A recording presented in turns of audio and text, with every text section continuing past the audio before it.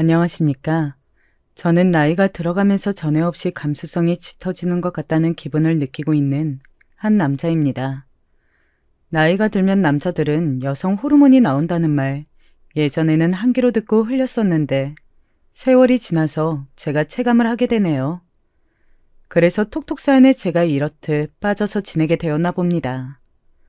매번 톡톡 사연에 올라오는 사연들을 잘 듣고 있어요. 요즘에는 유튜브에 보면 몇십 초 정도 길이의 짧은 영상들이 많이 올라옵니다. 화면도 휴대폰에 가득 차고 영상 길이도 짧아서 보기에는 좋은 것 같지만 실상 그게 뇌에 안 좋다고 하더라고요. 더 정확히는 뇌의 기능을 떨어뜨린다고 하길래 제가 그걸 알고 나서부터는 톡톡 사연에 더욱 애정이 가고 소중하다는 마음이 들었답니다. 참을성과 인내심을 부리며 길게 사연 영상을 접하는 것이 왠지 제 뇌기능에도 도움이 될 것 같지 뭔가요. 물론 성우분들께서 너무나도 기가 막힌 연기력을 선보여 주시니까 제가 지루할 틈이 없어서 잘 듣고 있는 부분도 있죠. 이렇듯 매번 신세만 지는 것 같아서 오늘은 제가 직접 제 경험담을 사연으로 신청하게 되었습니다. 갑자기 전에 없던 변덕을 부려서 사연 신청을 해보기는 하는데 이게 정말 소재가 될까 싶어서 걱정도 되고 가슴이 막 두근두근 거리기도 하네요. 저는 다들 쉬쉬하면서 겉으로는 드러내지 않지만 대한민국에서 가장 흔한 형태로 불행한 가정에서 태어나 자란 사람입니다. 그건 바로 술은 좋아하시고 성격은 다혈질이며 능력은 없지만 처자식 앞에서 떵떵거리며 대접받는 것을 원하는 그런 아버지를 두었다는 의미였죠. 가족들을 힘들게 만드는 아버지, 그 때문에 시달리며 괴로워하시지만 자식들을 위해 꾹 참고 또 참는 어머니가 계셨습니다. 저에게는 5살 차이가 나는 남동생이 한 명 있어요. 제가 그것보다 더 이전의 일은 기억은 잘 나지 않고 7살 때의 일부터 대략 기억을 하는데요. 그때부터 저는 남동생을 돌보고 있었어요. 남동생이 울면 달랬고 송장난을 쳐가면서 놀아주었고 저도 어린아이인 주제에 형 노릇을 해보겠다고 하면서 남동생을 품에 안고 어르고 달래주었습니다. 어머니께서는 식당 일을 다니고 계셨어요. 오늘은 맛있는 감자채 볶음이야. 이렇게 많이 가져왔지 뭐니? 오늘은 크게 횡재했다. 그렇지? 성혁아, 우리 맛있게 먹자. 제가 아는 한 일주일 중에서 하루 정도를 제외하고 매일 식당 일을 하셨는데요. 매번 반찬을 얻어오셨어요. 원래 식당에서 반찬이라는 게 남아돌아서 그런 건 줄로만 알았습니다. 그러다가 어느 날 우연히 비밀을 알게 되었죠. 동네를 쏘다니다가 어머니께서 일하시는 식당에 근무하시는 어떤 아주머니를 보았거든요. 얼굴을 아는 아주머니가 계시니까 괜히 반갑고 신기해서 그쪽으로 다가갔어요. 그런데 그 아주머니께서 함께 있던 다른 분께 이런 말씀을 하고 계셨습니다. 그렇다니까. 둘째가 그렇게 어린데도 밖으로 놔두는 걸 보면 아주 보통 미친놈이 아닌 것 같아. 그런데다가 그냥 밖으로 놔두는 것만 잘하면 차라리 다행이지. 그렇게나 자기 마누라를 괴롭히고 못살게 구는 것 같더라고. 이상한 소리는 기본으로 잘하고 때리는 것도 종종 잘한다네. 애기 엄마가 아주 안 됐어. 첫째는 이제 학교를 들어갈 때 됐고 아주 의젓하던데 애 학교 보내고 앞으로 오래 공부시켜야 한다고 남편이라는 작자는 하나도 도움이 안 되니까 자기가 혼자 열심히 해야 한다고 그런 소리를 하더라. 아휴. 그러니까 식당에서 매번 반찬 여분으로 많이 만들어진 게 있으면 그냥 웬만하면 거기한테는 내어주려고 하지. 거기 내가 챙겨가는 건 아무도 질투 안 하고 아무도 뭐라 안 하고 그래. 제 발걸음이 딱 멈췄어요. 호기심으로 눈을 빛내며 그쪽으로 다가갔던 저는 어느새 제가 지척에 있는 것을 들킬까봐 겁이 나서 조심스레 뒷걸음질을 치고 있었습니다. 저는 들려온 이야기를 이해하기도 전이었는데 저희 집을 두고 그런 말씀을 하셨다는 것을 알았어요. 본능적인 판단이었습니다. 몇 걸음 더 조심스레 움직인 다음에 거리가 벌어졌다고 생각이 들자 그때부터는 미친 듯이 내달렸어요. 숨이 턱까지 차오를 만큼 세게 달렸습니다. 전력으로 질주하는 저를 동네의 어른들이 이상한 눈으로 쳐다봤어요. 무슨 일이 있길래 애가 저렇게 달리나 싶은 겨우 그런 의미의 눈빛을 것이었을 테죠.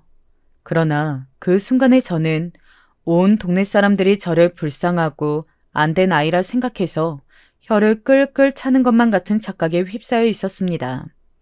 저는 저희 집이 불행하다고 생각해 본 적이 그 이전까지는 없었어요. 왜냐하면 비교군이 없었기 때문입니다. 이것이 행복한 것인지 불행한 것인지 객관적으로 어느 정도 수준으로 사는 것인지 전혀 생각하지 않고 그저 하루하루를 살고 있었어요. 어머니께서 매번 가져오시는 반찬이 그저 을에 당연한 것으로만 느껴졌습니다. 텔레비전을 보면서 저속한 욕을 뱉고 저질스러운 농담을 끊임없이 해대는 아버지의 모습이 이상하다고 생각한 적이 없었습니다. 그러한 언행을 어린 자식인 제 앞에서 하신다는 게 문제라고 인식한 적이 없었어요. 자주 집을 비우시는 것도 원래 아버지란 그런 존재라고 생각했을 뿐입니다. 그렇게 여겨왔던 저의 세계가 깨져버렸습니다. 어머니의 몸에 가끔 나 있는 멍자국이 원래는 있어서는 안 될 것이라는 점 또한 그로부터 얼마 지나지 않아서 알게 되었죠. 초등학교에 들어가자 같은 학급으로 묶인 친구들이 각자 어떤 옷들을 입고 다니는지, 얼마나 깨끗하게 씻고 다니는지 이런 것들이 눈에 들어오더군요. 그리고 저는 다른 친구들은 저만큼 이런 시각을 가지고 지내는 게 아니라는 사실도 알게 되었어요. 사고방식이 저만 튀었거든요. 선생님, 저는요, 저희 아버지가 되게 좋고요, 많이 존경하는데요. 어머니는 그렇게 생각 안 하시는 것 같아요. 이럴 때는 어떻게 하면 돼요? 우리 성혁이가 부모님 때문에 고민이 많구나. 효자이네. 그런데 성혁아, 부모님은 어른이시잖아. 어른들 문제는 어른들이 알아서 하게 두면 된단다. 성혁이 눈에는 부모님의 사이가 안 좋아 보여도 실제로는 좋을 거야. 하지만 선생님께서 어제 경준이가 태민이하고 쉬는 시간에 싸웠을 때 사이 좋은 친구들은 서로 때리는 거 아니라고 하셨잖아요. 그런데 아버지는 어머니를 때리는 것 같아요. 어머니가 아버지를 때리시는 것 같지는 않고요. 선생님, 그러면 이건 사이가 좋은 건가요? 아니면 사이가 나쁜 건가요? 어, 그러니까 선생님 생각에는 말이지. 우리 성혁이가 부모님 문제에 신경을 너무 쓰지 말고 한 발짝 뒤에 물러서서 가만히 있는 게 좋을 것 같아. 성혁아, 어린 동생이 있지. 아직 성혁이가 많이 챙겨주고 돌봐주어야지. 집에서는 우리 성혁이가 동생을 열심히 돌보고 부모님 말씀을 잘 듣는 것에만 신경을 썼으면 좋겠어. 선생님의 이야기 우리 성혁이는 다 알아들었지? 똑똑하니까. 네, 알아들었어요. 선생님 말씀대로 할게요. 실망을 뒤로한 채 고분고분하게 대답을 했지만 속은 뒤죽박죽이었습니다. 저희 부모님의 관계가 좋지 못하다는 것, 남들의 눈에 보기에도 불쌍하고 안 된 집이라는 것, 그것을 알게 된 이후부터 저는 계속 기분이 안 좋았어요. 신나는 일이 생겨서 웃다가도 집을 생각하면 웃음이 딱 멈추고 마는 것이었습니다. 뭔가 잘못된 것만 같았습니다. 그런데 정확히 뭐가 잘못되었으며 어떻게 해야 잘못된 것을 바로잡을 수 있는지 그걸 알 수가 없었어요. 학교의 선생님으로부터 답을 얻지 못했으니 저는 미궁에 빠졌다고 생각을 했습니다. 어른들의 말씀에는 착하고 순종을 해야 한다고 배워왔으므로 최대한 부모님의 일에 신경을 끄고자 노력을 해봤어요. 선생님이 하신 말씀이니 뭔가 일리가 있을 게 틀림없었습니다. 아버지께서 늦은 밤중에 고함을 치시고 어머니께서 비명을 지르시고 자다가 깬 남동생이 울기 시작하면 저는 달랬습니다. 남동생을 간신히 달래고 나서 방문을 조심스레 열어보면 아버지께서는 술을 찾아 집 밖으로 나가신 뒤였고 어머니께서는 산발이 대신 머리로 엉망이 된 공간을 정리하고 계셨죠. 이게 사람 사는 꼴이 맞아? 이러고 사는 것도 인생이라고 할 수 있나? 어머니께서는 그날따라 작게 흐느끼시며 그런 혼잣말을 뱉으셨습니다. 저는 소리가 안 나게 다시 조심스레 문을 닫고 남동생의 옆에서 억지로 잠을 청했습니다. 그런 일상이었습니다.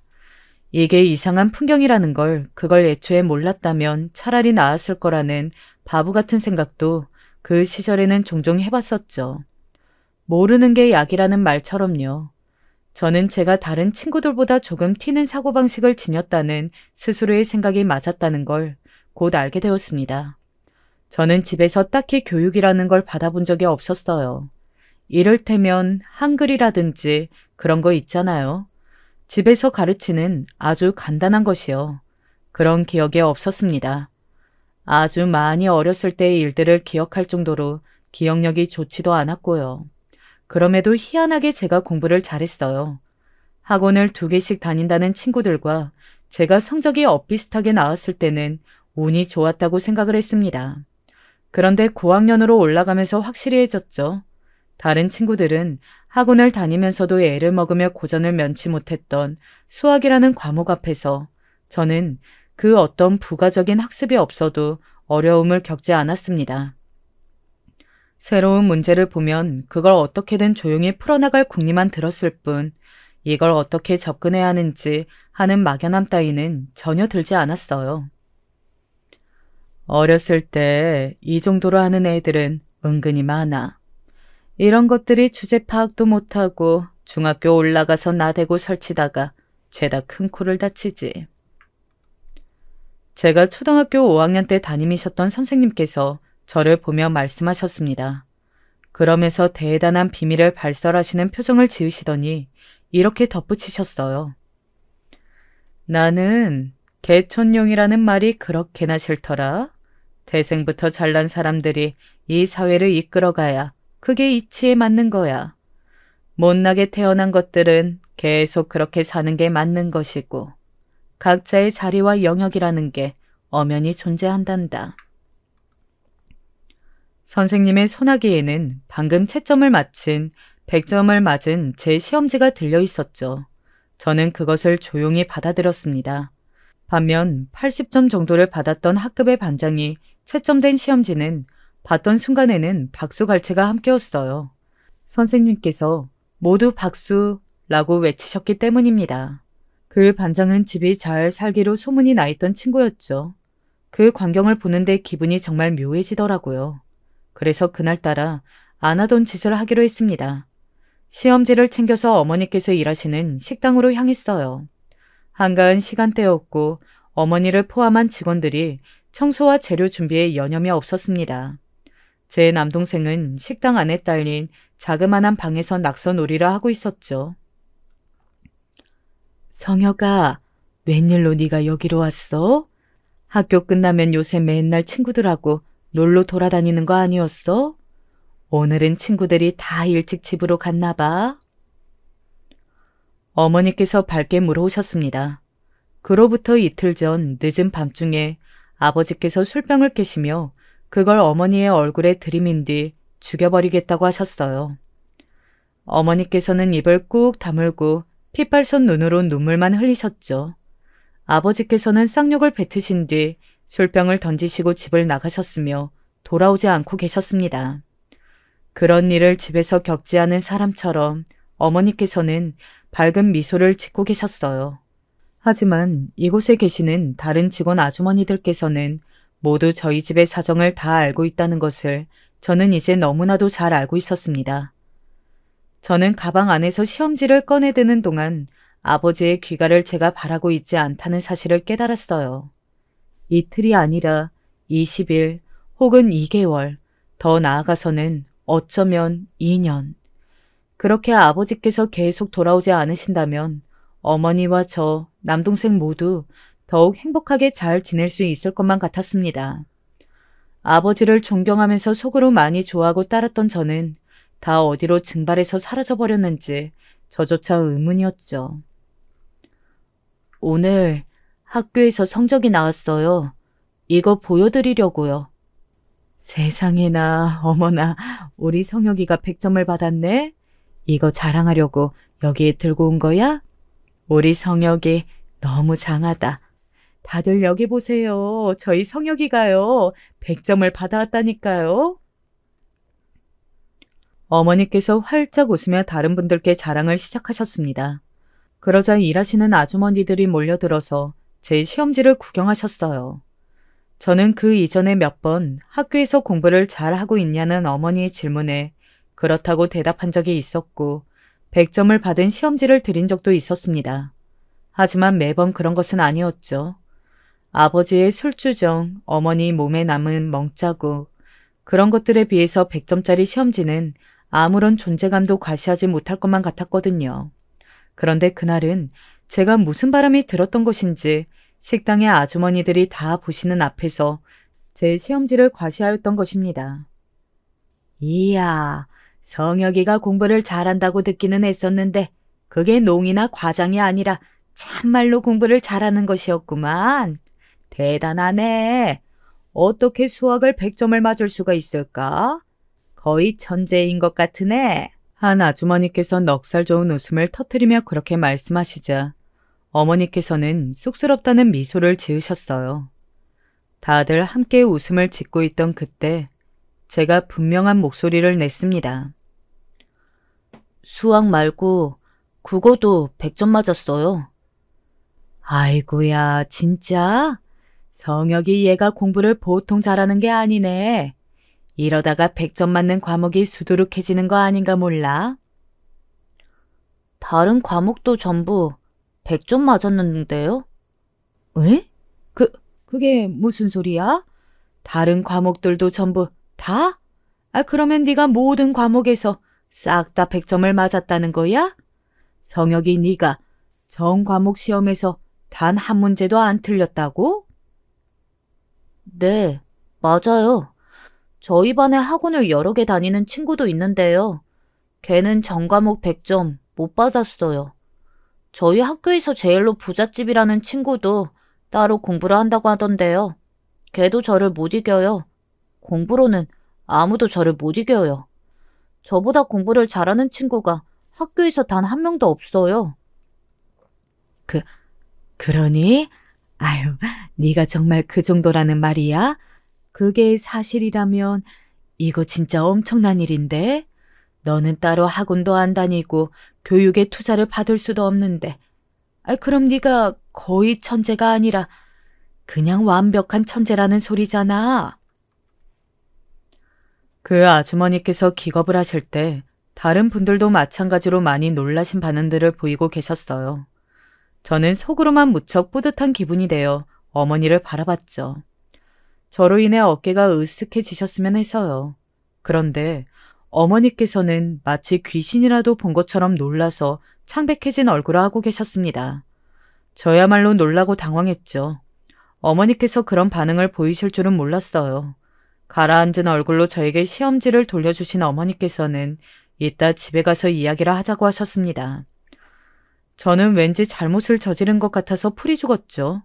모두가 보는 앞에서 자랑을 한 게 건방진 행동이었다고 꾸중을 들을 것이라고 예상을 했습니다. 그러나 어머니께서는 저에게 꾸중을 하려고 그러신 것이 아니었어요. 다만 재차 확인을 하려고 드셨을 뿐이었습니다. 성혁아, 내 눈을 똑바로 보고 진실만을 대답해야 한다. 너 정말 네 힘으로 아무런 도움 없이 네가 스스로 공부를 해서 그런 성적을 받아온 거야? 다른 친구의 시험지를 훔쳐보거나 그러지 않았어?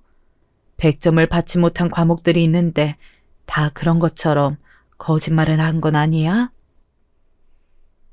아니에요. 진짜예요. 정말로 전 과목에서 100점을 맞았단 말이에요. 그냥 모든 문제를 제가 다 풀 수 있어서 풀었고, 그래서 전부 100점을 맞았을 뿐인데, 왜 저를 못 믿으세요? 못 믿는다는 게 아니라, 그렇구나. 성혁아, 내가 너무 고단해서 우리 성혁이한테 말이 좀 헛나갔어. 그러니까 너무 마음에 담아두지 않아도 돼. 알았지? 성혁이가 동생 잘 준비 좀 시켜줄래? 저는 억울했는데 안색이 어두운 어머니를 보자 금세 울컥한 것이 사그라들었습니다.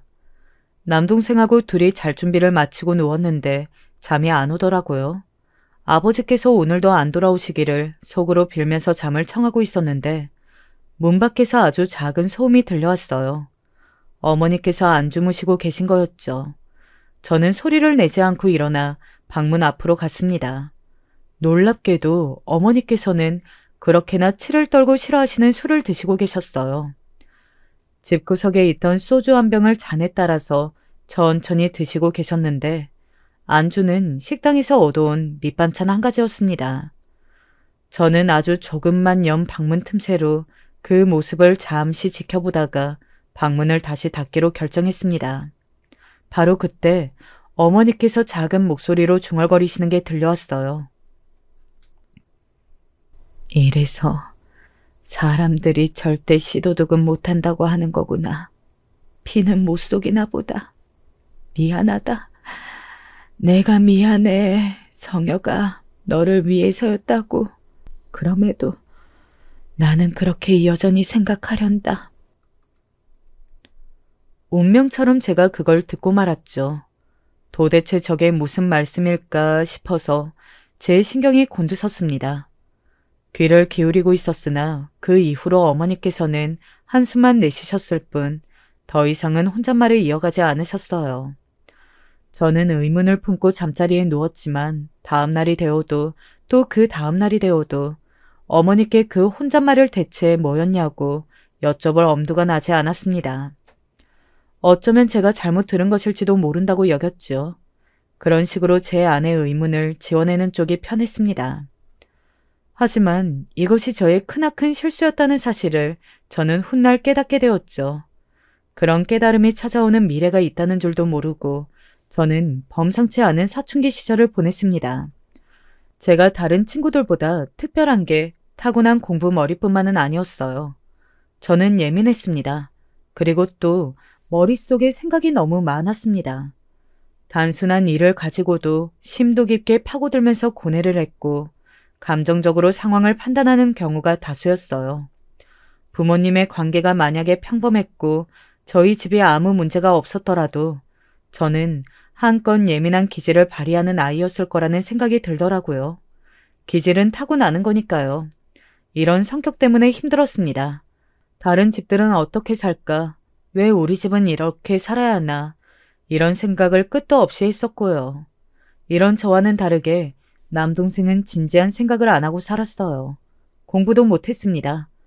저보다 성격 자체가 사교적이고 밝고 착한데 그것과는 별개로 공부를 못했어요. 제가 나를 잡고 가르쳐도 소용이 없더라고요. 나는 형이 100번을 나한테 설명해주면 101번을 못 알아들어. 그런 소리를 해맑게 대는 남동생을 보면서 망연자실했죠. 저희 집에 미래는 없고 만약에 있다면 제가 성공하는 길일 뿐이라고 생각했습니다. 어렸을 때 받은 영향이란 큰 것 같더라고요.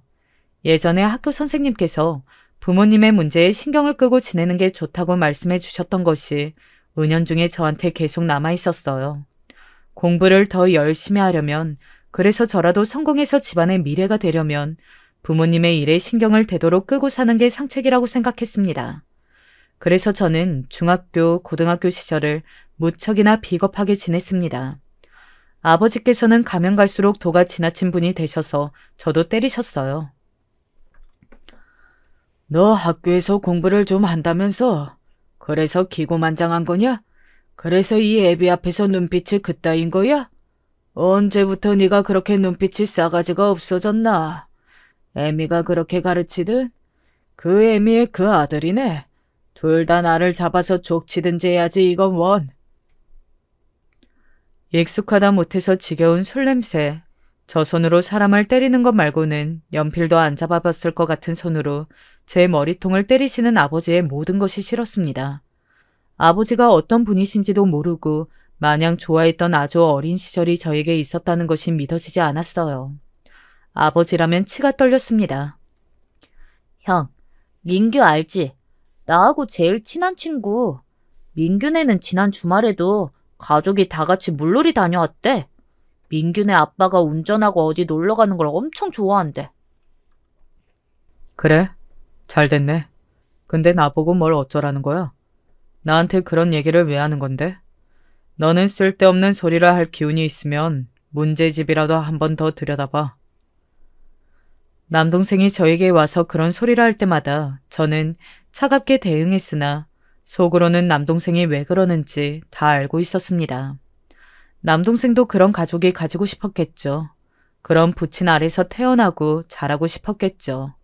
머리가 커갈수록 절실히 느껴질 수밖에 없었을 겁니다. 그런 남동생에게도 아버지께서는 전혀 거리낌 없이 엉덩이를 걷어차거나 듣는 것만으로도 기가 썩을 것 같은 쌍욕을 날리셨습니다. 저는 남동생에게 당부를 했습니다. 괜히 반항적으로 굴어서 아버지를 자극하지 말라고요. 저는 중학교를 졸업할 무렵부터 키가 확 컸습니다. 남자애들은 고등학생만 되어도 어른들이 쉽게 얕볼 수 없는 체격이 되었죠. 그 점을 저는 알았고 조용히 버티면 아버지께서 알아서 저희 형제를 굳이 건드리지 않으실 거라고 믿었습니다. 그래서 웬만한 주먹질, 발길질은 그저 맞고 넘기면서 버텼습니다. 역시나 제가 고등학교에 올라간 뒤부터 아버지께서는 저를 때리지 않으셨어요. 종종 시비나 거시는 게 다였죠. 그마저도 저는 거의 무시로 일관했습니다. 임마, 너 지금 똑똑하다고 유세 떠는 거야? 그깟 공부 좀 잘한다고 아주 싸가지가 밥맛이네. 명문고인지 나발인지 그런 데 다닌다고 오만 잘난 척은 다 하는구만. 아버지께서는 단 한 번도 제가 공부를 잘하는 것을 좋아하지 않으셨으며 당연히 칭찬도 해주지 않으셨습니다.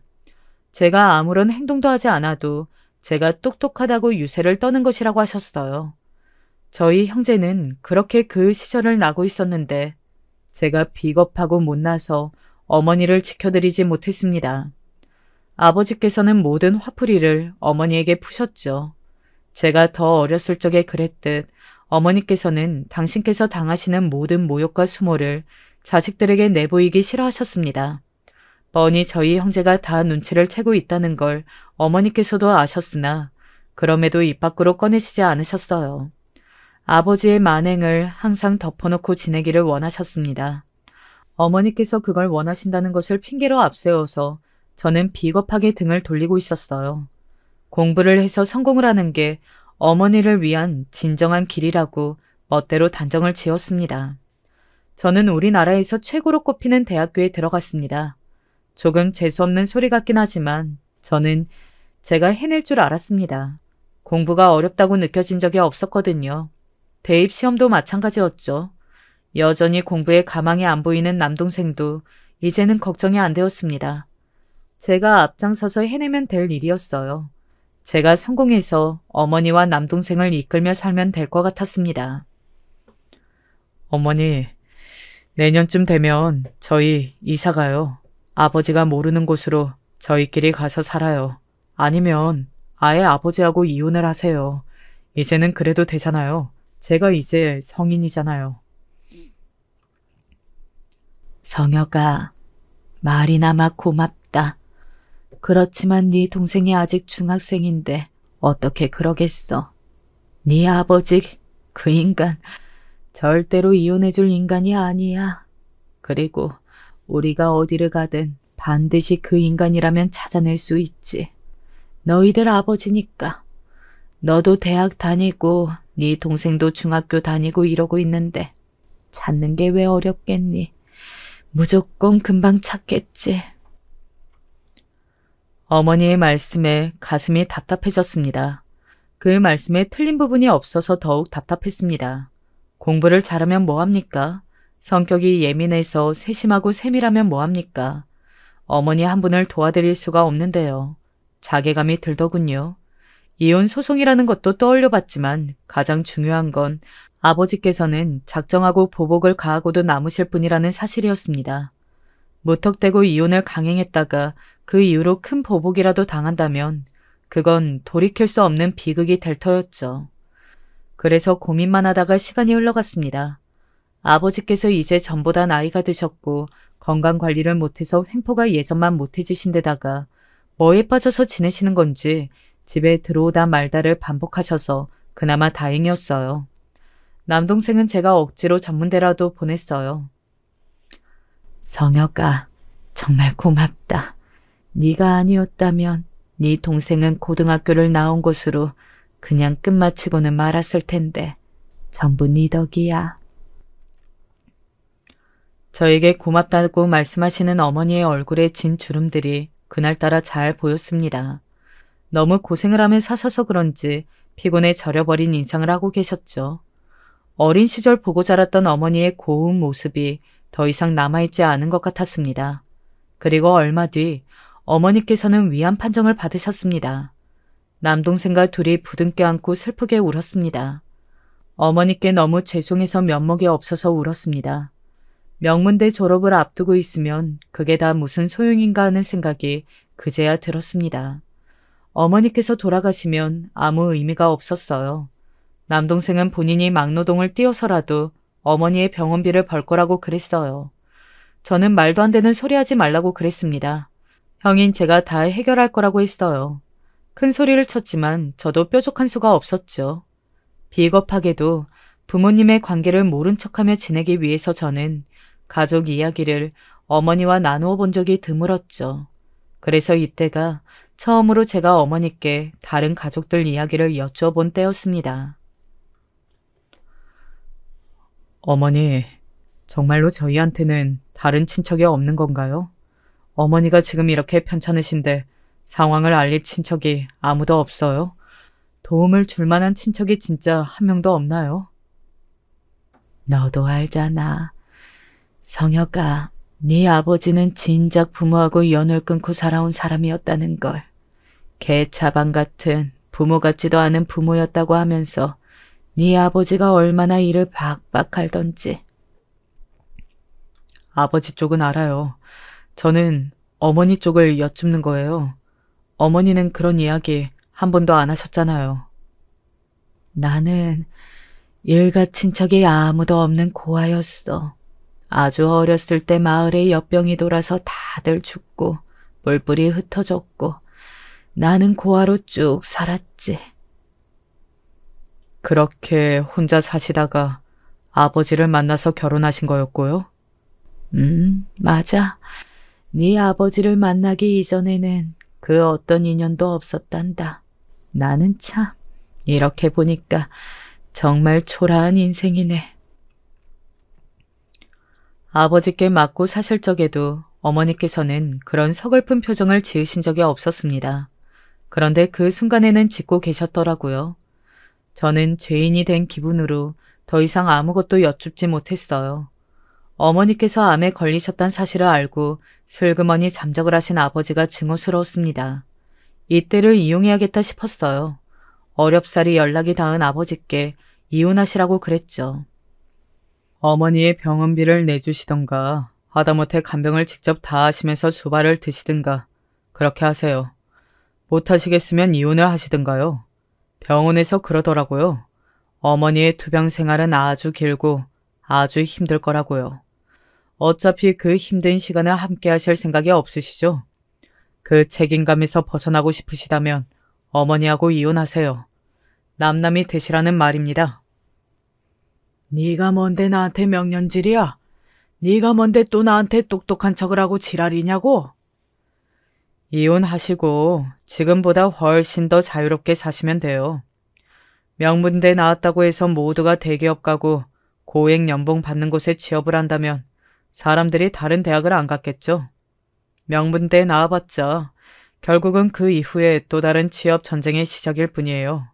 제가 잘 되리라는 보장도 없고 빚으로 달린 어머니의 병원비를 앞으로 어떻게 언제까지 갚으며 지낼지도 알 수 없어요. 아버지가 어차피 제 덕을 보시기는 힘들 거라는 소리입니다.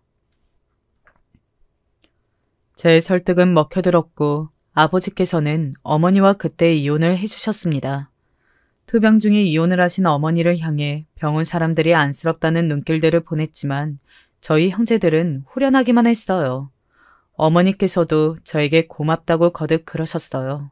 하지만 저는 지난 날을 비겁하게 지냈다는 죄책감에서 홀로 벗어나지 못하고 있었습니다. 어머니를 응원하기 위해 찾아온 반가운 얼굴들도 있었어요. 어머니께서 예전에 일을 하셨던 식당의 분들이셨죠. 많이들 늙으셨더라고요. 다들 하나같이 어머니를 향해 이혼을 축하한다고 이제 암이 낫기만 하면 될 일이라고 응원을 해주셨습니다. 저는 그분들을 배웅 나갔는데 어떤 한 분이 깜빡할 뻔했다면서 봄에서 사진 한 장을 꺼내 저에게 주셨습니다. 식당에서 어머니와 제가 찍힌 사진이었어요. 아, 이때 언제인지 알 것 같아요. 제 손에 들려있는 게 100점 맞은 시험지니까요. 바로 알아보겠네요. 이때 어느 분이 사진기를 마침 가져오셔서 저와 어머니를 찍어주셨었죠. 추억이 새록새록 돋아났습니다. 저는 그 사진을 제 품속에 넣고 반드시 완치라 하신 어머니와 함께 사진을 찍겠노라고 다짐했습니다. 저희 형제의 간절함이 닿은 것인지 어머니께서는 상태가 좋았다 나빴다를 반복하시면서도 포기하지 않으셨고 다시 평범한 일상 속으로 돌아오실 수 있었습니다. 전혀 새로운 동네로 이사도 갔고요. 그곳에서 남동생은 아르바이트도 다니고 자격증 학원도 다니면서 어머니를 돌보아 드렸고요. 어머니께서는 소일거리를 하며 지내셨습니다. 집이라는 공간에 아버지가 없다는 것이 믿어지지 않는다고 하시면서 감격의 눈물을 글썽이셨어요. 저는 미루었던 대학 졸업을 했고 제가 원하는 근무 조건, 복지 환경을 갖춘 기업으로 취직을 했습니다. 그제서야 숨통이 트이더라고요. 저는 기질이 예민해서 그런지 신경이 곤두서 있을 때가 많았고 그래서 두통을 달고 사는 편이었는데요. 희한하게 취직을 하고 나니까 두통 증세가 옅어졌어요. 일을 다니는 게 천직인 건가 싶어서 그저 웃고 말았습니다. 입사하고 2달 정도가 되었던 때 회사 로비에서 회장님을 뵈었어요. 그렇듯 가까이에서 뵌 건 처음이라 신기하다는 기분으로 옆에 있던 사수와 함께 깍듯하게 고개를 숙였습니다. 그런데 신기하게도 천천히 고개를 든 순간 회장님과 눈이 마주쳤다는 사실이에요. 저는 제가 잘못 보았나 싶었습니다. 이상한 착각이라고 생각을 해서 그날 식사 시간에 사수한테 아까 회장님과 눈이 마주친 것 같다면서 농담토를 냈는데요. 사수가 진지한 표정을 지으면서 본인도 봤다고 하는 겁니다. 회장님이 분명 정확히 제 쪽을 응시하는 거였다고 그 눈빛에 꽂히는 걸 본인이 옆에서 똑똑하게 봤다고 그랬어요. 성혁 씨, 설마 입사한 지도 얼마 안 됐는데 회장님한테 잘못 찍힌 거 아니야? 인상 안 좋다고. 회장님이 아까 성혁 씨 얼굴을 살피시는 것 같던데? 사수가 장난스럽게 낄낄거렸고 저는 그저 피식 웃었습니다. 집에 가서 어머니와 남동생에게 회장님을 가까이에서 뵈었는데 이러이러한 일이 있었다고 얘기를 했었죠. 어머니께서는 회사에 다니면서 그런 게 재미있는 순간이 아니겠냐며 웃으셨고 남동생은 농담을 꺼냈습니다. 회장님이 아는 사람하고 형이 닮아서 그런 거 아니었을까? 자기가 아는 사람하고 닮은 얼굴을 보면 많이 쳐다보게 되잖아. 그런 거였을 수도 있어. 그럴 수도 있겠지만 에이 설마 그럴 확률이 있겠나 싶다. 가볍게 대화를 하고서 그냥 넘어간 일이었어요. 그로부터 한 달여가 흘렀을 때였습니다. 다른 층의 부서에 직접 전달할 서류가 있어서 엘리베이터를 탔을 때였어요. 멈춰선 엘리베이터의 문이 열리자마자 제가 당황하고 말았습니다. 그 안에 타고 계신 분이 회장님이셨던 겁니다. 아무 수행원도 없이 혼자 계셨어요. 그러니까 다른 층에서 엘리베이터가 멈춰서도록 두셨던 것이었겠죠.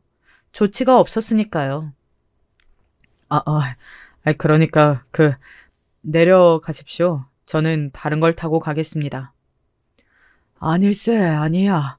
내가 머리가 하도 아파서 즉흥적으로 이렇게 나와서 엘리베이터로 혼자 타버렸으니 그쪽은 잘못이 없지. 얼른 타게. 어디로 가나? 그럼 염치에 불구하고 같이 타겠습니다. 저는 6층에 일이 있어서 내려갑니다. 내가 자네 얼굴을 바로 알아보겠군. 이전에 마주친 적이 있었지, 로비에서. 아, 네. 확실히 그랬었습니다만, 저를 기억하실 줄은 몰랐습니다. 회장님의 기억력에 제가 깜짝 놀랐고, 너무 긴장한 나머지 6층의 버튼을 누르는 것도 잊고 말았습니다.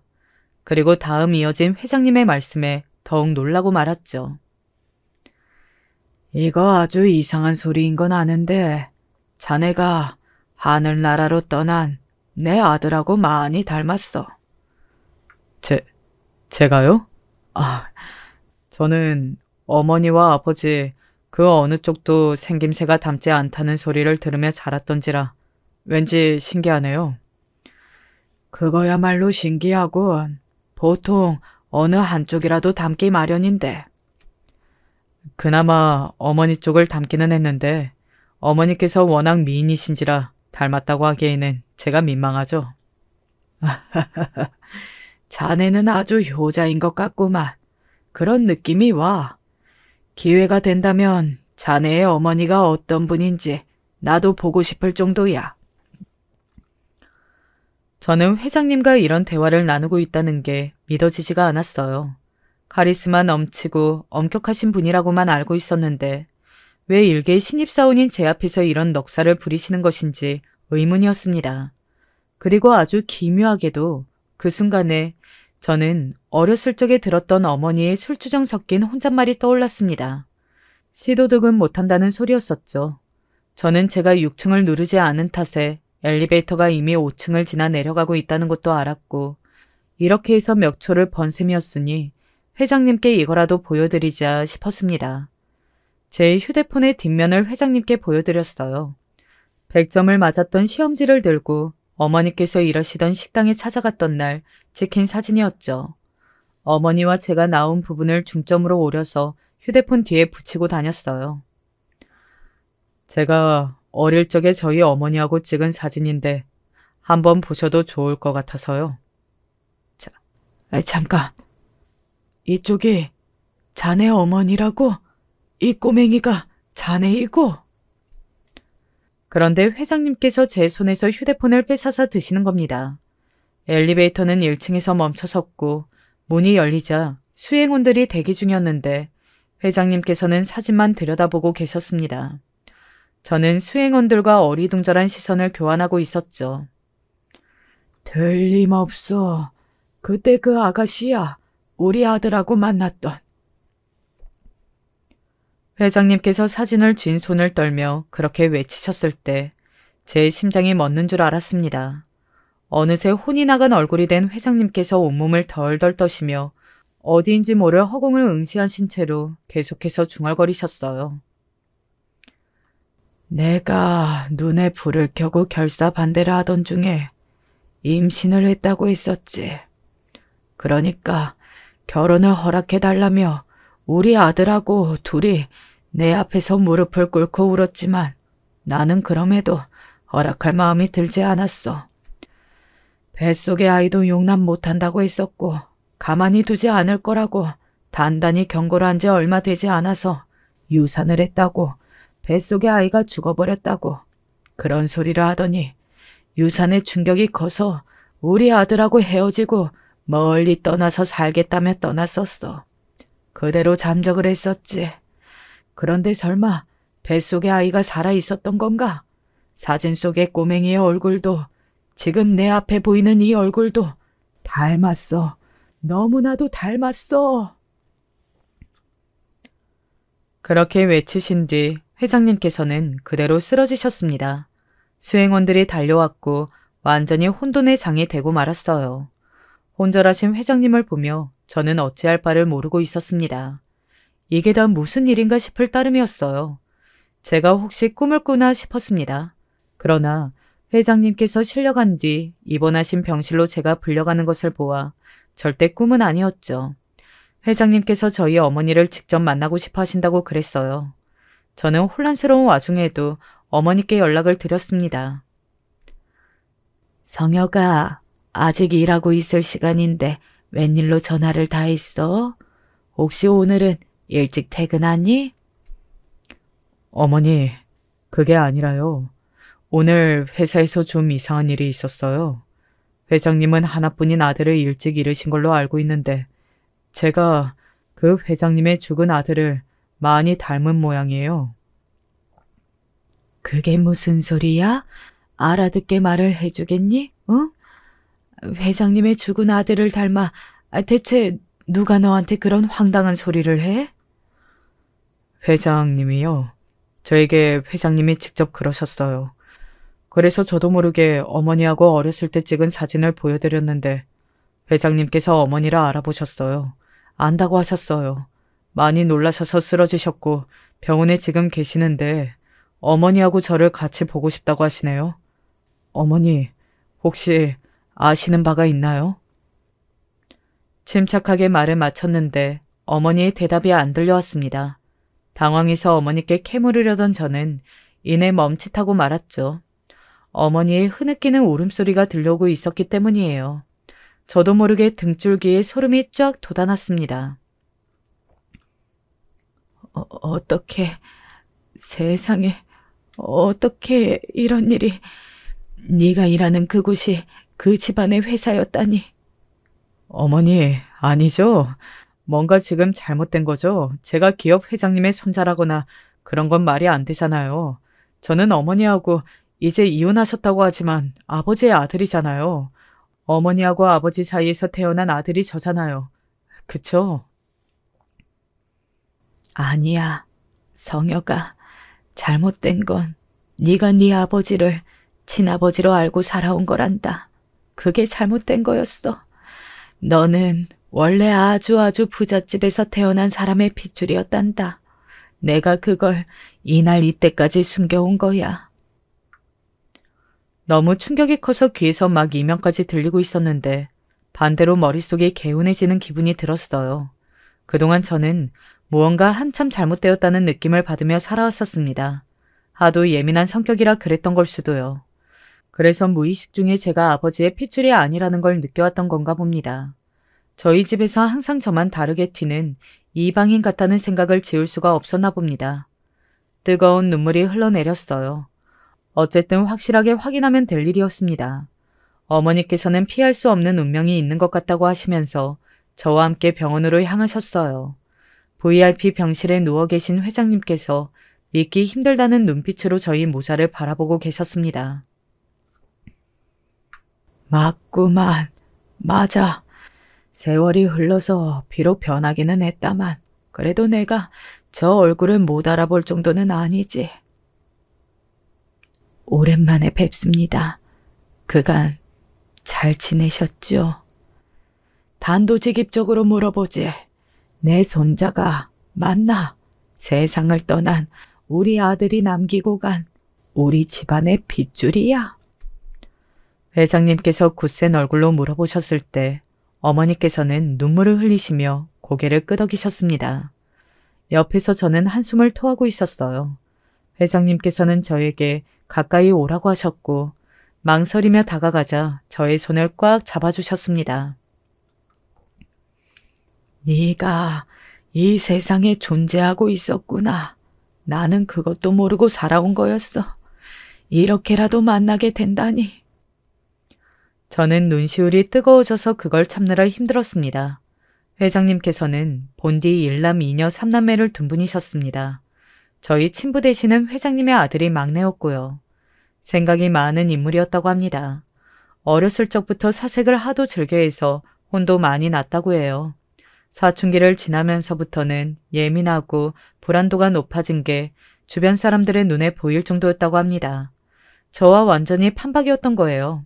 친부께서는 공부를 썩 잘하지 못하셨다고 해요. 다만 그 누나들이 공부 머리를 타고났었죠. 그러니까 저는 예민한 기질과 공부 머리를 고루고루 물려받았던 것입니다. 심지어 외모도 완전히 친탁을 하였죠. 저에게 할아버지가 계시고 친척들이 존재한다는 것이 너무나도 신기했고 감동이었습니다. 유전자 검사 결과 당연히 제가 그 집안의 핏줄인 것으로 드러났어요. 검사는 형식적인 거였어. 이미 생긴 것부터가 우리 집안 사람이라고 강력히 주장을 하고 있는데 뭘. 저와 큰고모 되시는 분께서는 그렇게 소감을 밝히셨죠. 고모들의 자식들, 그러니까 저의 고종 사촌들 중에서 2명이 먼 훗날 회사를 물려받기 위해서 선의의 경쟁을 펼치며 열심히 하는 중이었어요. 그런데 갑자기 제가 등장한 거였는데요. 그들의 입장에서는 제가 반갑고 신기하면서도 경계가 될 법했습니다. 저는 그런 걸 바라지 않았어요. 그래서 회장님, 아니, 저희 할아버지께 부탁을 드려서 외국을 나가기로 했습니다. 줄곧 꿈꿔왔지만 감히 이를 엄두를 못 냈던 게 외국에서 공부도 하고 일을 다니는 것이었거든요. 내가 형하고 이부 형제였다니, 형은 아버지의 친자식이 아니었다니. 와, 어쩐지 형만 특별하게 똑똑하고 성격도 남다르더라. 이제는 다 이해가 가. 남동생은 밝혀진 사실 앞에서 굉장히 신이 나 있습니다. 제가 엄청난 집안의 핏줄인 게 밝혀져서 본인도 수혜를 입게 되었다며 좋아했어요. 저에게 몇 번이고 미안하다 하셨으나 그럴 필요가 없다고 제가 거듭 말씀을 드렸던 어머니께서는 어느덧 편안해진 얼굴이셨어요. 만약 어머니께서 저의 존재를 당시에 숨기고 도망치지 않으셨다면 저는 이 세상에 없었을지도 모를 일이니까요. 어머니, 남동생과 함께 미국행 비행기에 오르며 저는 아버지를 떠올렸습니다. 사진으로만 본 친부 말고 저와 함께 살아왔던 아버지 말입니다. 아버지께서는 당연히 제가 당신의 친자식이 아닌 걸 알고 계셨죠. 제가 2살 때 2분이 만나 결혼하셨다고 하더군요. 좋은 분은 아니셨으나 최소한 저와 남동생을 친자식이니 아니니 하는 문제로 차별한 적은 단 한 번도 없으셨다는 점을 깨닫고 참 이상한 기분이 들었습니다. 아버지 때문에 어머니와 저희 형제가 지옥 속에 살았던 것은 부정할 수 없는 일들이었기에 그럼에도 용서까지는 되지 않았죠. 사람에게는 여러 가지 면모가 존재한다는 생각을 새삼했을 따름입니다. 저희 친부께서는 어머니와 강제로 헤어지신 뒤 집안의 등살에 밀려 떠나게 된 미국에서 돌아가셨다고 해요. 교통사고였죠. 친부께서 지내셨다던 동네를 거닐며 어머니께서는 연신 미소를 짓고 계셨습니다. 그 미소를 제가 감히 해석해보자면 이제서야 라는 의미 같았어요. 저는 미국에서 공부를 하고 경험을 쌓다가 미국 지사를 이끄는 직책까지 맡게 되었습니다. 할아버지께서는 무척 뿌듯해하셨죠. 남동생은 푸드트럭을 성공적으로 운영해서 떼돈을 벌었고요. 아주 능력이 좋은 녀석이었어요. 어머니께서는 좋은 인연을 새로이 만나서 편안한 연애를 지금까지 이어가고 계신답니다. 안녕하세요. 저는 지금 서울에 살고 있는 30 중반의 여성입니다. 사연 유튜브 보는 걸 좋아하는데 계속 보다 보니 제가 겪었던 일도 생각나고 그렇더라고요. 제 이야기도 한번 들어봐 주셨으면 해서 써봅니다. 저는 그렇게 막 능력 있거나 공부를 잘하는 학생은 아니었어요. 고등학교 때도 공부를 정말 딱 중간만큼 했고, 그래서 대학도 지방대를 갔고요. 또 대학에서도 마찬가지였기 때문에 졸업하고도 되게 막막했었거든요. 저 때도 계속 취업난이었어서 그래서 저는 어차피 결혼할 거라 크게 고민하지 않고 중소기업 쪽으로 들어갔어요. 직원이 수십여 명 있는 그래도 자리 잡힌 중소기업이었고 거기에서 격리 일을 하게 되었죠. 4년제 대학식이나 나와놓고 격리를 하러 온 저한테 직원들이 되게 신기해하면서 처음에 많이 뭘 물어봤어요. 그런데 제가 성격이 좀 무뚝뚝하고 할 말은 하는 성격이었기 때문에 점차 호기심에 저한테 다가오시던 분들도 더 이상은 말을 걸지 않으시게 되었죠. 어차피 저는 결혼해서 전업주부를 사는 게 꿈이었기 때문에 직장에서 좀 외롭게 다니는 것도 상관은 없었어요. 나름대로 줏대 있는 성격이었거든요. 부모님이 엄하시고 집이 좀 답답한 가풍이었기 때문에 최대한 빨리 집에서 나오고 싶어서 결혼도 빨리 하고 싶었어요. 하지만 그래도 제 평생을 맡기려면 안정적인 직장을 가진 사람이어야 했고 그런 남자는 요즘 참 인기가 좋은 편이잖아요. 제가 직접 만나보려고 해도 참 쉽지 않았어요. 그러다 보니 자꾸 다른 친구들은 모두들 제대로 된 직장을 잡거나 결혼해서 아기를 가지는데 저만 뒤처지는 것 같고 조바심이 나더라고요. 원래는 누굴 소개받거나 하는 걸 정말 싫어해서 절대 소개받지 않고 일상생활에서 자연스럽게 만나는 걸 추구하는 편이었는데 그러기가 힘들어졌어요. 그때가 제가 20 후반 되었을 때였죠. 사실 그때쯤이면 여자들 대부분 결혼을 이제는 해야 하는데 하면서 조바심이 들 시기잖아요. 저도 당연히 그랬고, 그래서 친구들한테 고민을 털어놓았어요. 그랬더니 한 친구가 혹시 자기 남친의 고향 친구를 만나볼 생각이 있냐고 물어보더라고요. 너 남친의 친구? 고향에서 어릴 때부터 같이 자란 친구래. 그렇지 않아도 그 친구가 여자친구 있으면 좋겠다고 소개시켜줄 사람 없냐고 한다는 말을 어제 들었거든. 딱 잘 됐다, 야. 그 친구분은 나이랑 직업이 어떻게 되시는데? 내 남친이 나보다 2살 많잖아. 그니까 너보다 2살 많은 거고 직업 공무원이야. 와, 공무원? 그래, 내 남친은 지금까지도 공시보잖아. 그 친구는 이미 공무원 작년에 되었대. 그래서 직장에 적응 좀 하고 나니까 여자친구 구하고 싶은가 봐. 게다가 공무원 되면 부모님들이 그렇게 막 결혼하라고 재촉하신다더라고. 그렇겠지. 와, 딱 좋다. 나도 결혼 빨리 하고 싶은데. 그래? 그럼 내가 남친한테 말해서 그쪽에다가 너 연락처 알려줄게. 그래. 부탁해. 그쪽에는 내가 이렇게 좋아한다는 건 말하지 말고. 당연하지. 여자는 좀 비싸 보여야 하는 거야. 아무렴.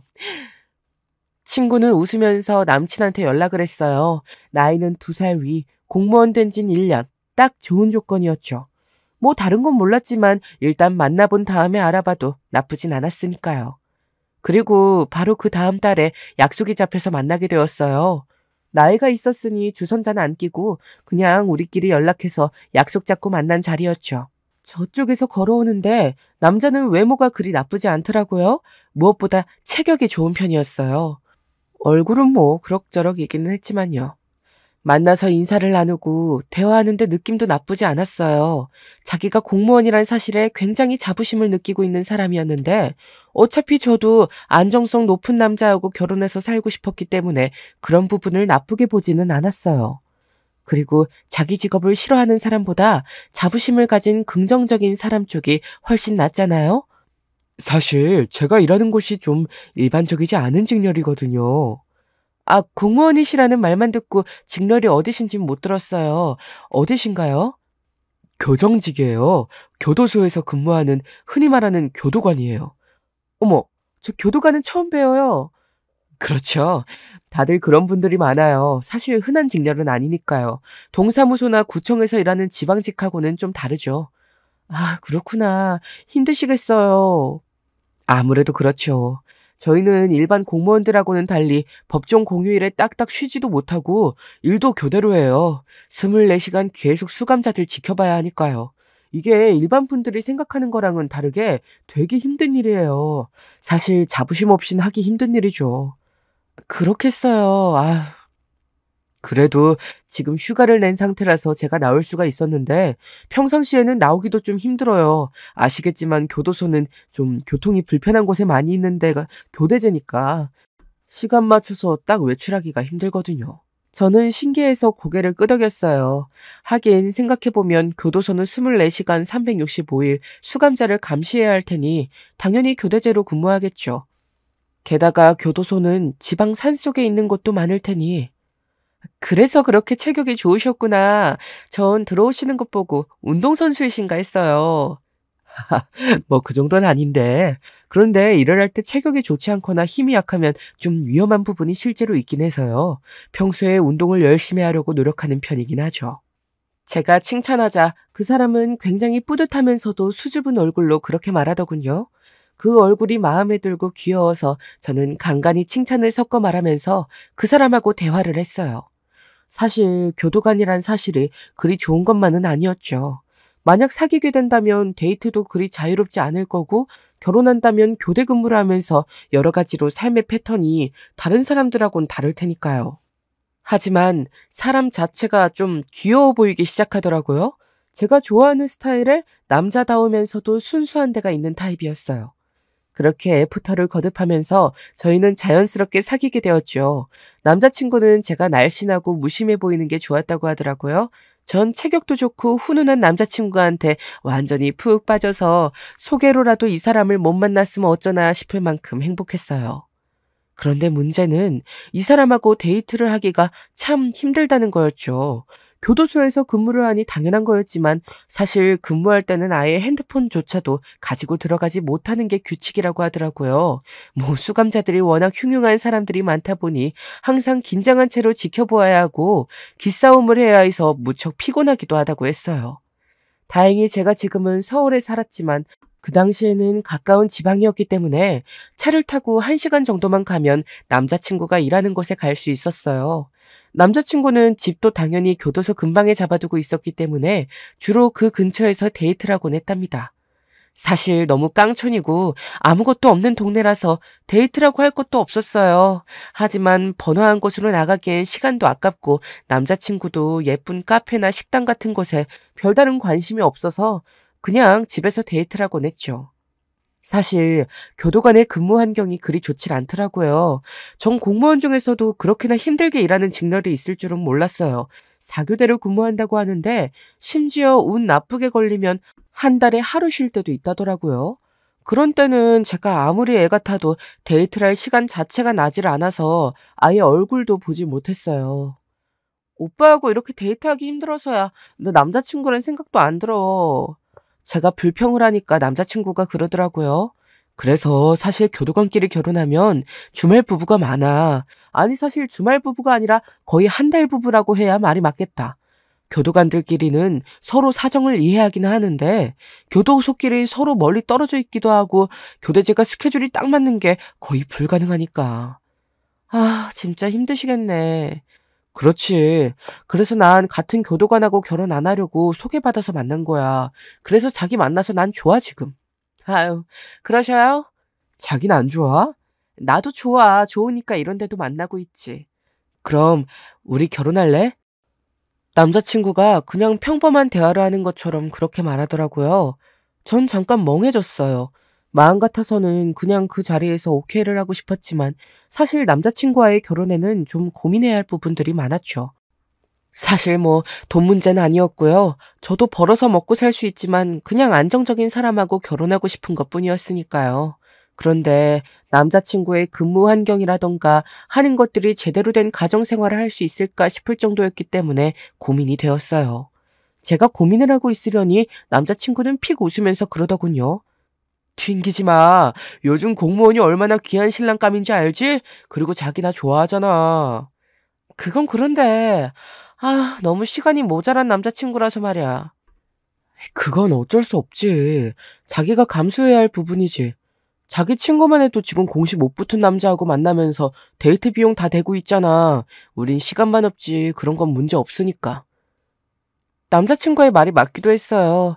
우리를 소개해준 친구의 남자친구, 그러니까 남자친구의 친구인 그 사람은 여전히 공무원 시험에 합격하지 못하고 해서 난감해하고 있다더라고요.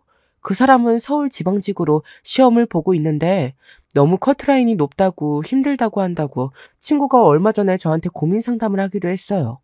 이러다 정말 공시에 떨어지면 나중에 남자친구하고 헤어져야 하나 고민이 든다고요.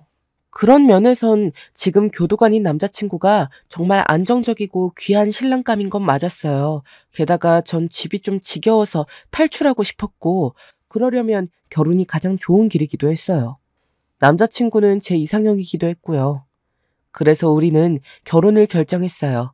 제가 지금 중소기업 격리로 일한다는 사실을 아는 남자친구는 결혼 후에는 그냥 정리하고 전업주부로 있으라고 했지요.